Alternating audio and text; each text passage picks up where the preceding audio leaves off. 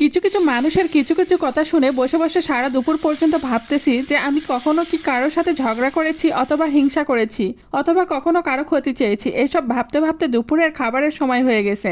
বরকে ঝটপট করে কি রান্না করে দিব এটাই ভাবতেছিলাম। হঠাৎ করে মনে হলো ফ্রিজে পুঁটি মাছ আছে, সেগুলোই আজকে ভেজে দেই। পুঁটি মাছ বের করে পরিষ্কার করে নিয়েছি। এরপর এর ভিতরে দিয়ে দিলাম পরিমাণ মতো হলুদের গুঁড়ো, পরিমাণ মতো মরিচের গুঁড়ো আর পরিমাণ মতো লবণ দিয়ে ভালোভাবে মিক্সড করে নিলাম। এরপর তেল গরম করে এর ভিতরে পুঁটি মাছগুলো দিয়ে ভাজতেছি আর ভাবতেছি বর্তমান যুগে কখনোই কারো উপকার করা একদম উচিত নয়। বিপদের সময় আমি যাকে হেল্প করে বিপদ থেকে উদ্ধার করলাম, দিন শেষে দেখলাম যে সেই ব্যক্তি আমাকে কিভাবে বিপদে ফেলবে সারাদিন এই ফোন দিয়ে আসছে।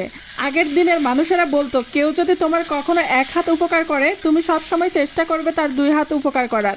আগের দিনের মানুষের মাঝে কৃতজ্ঞতাবোধ থাকলেও এখনকার দিনের মানুষদের মধ্যে কৃতজ্ঞতা বলেন আর মনুষ্যত্ব বলেন কোনোটাই আজ বেঁচে নেই। তাই তো আমার শিক্ষা হয়ে গেছে কখনো কারো উপকার করবে না, তবে কারো অপকার করার চেষ্টাও করব না।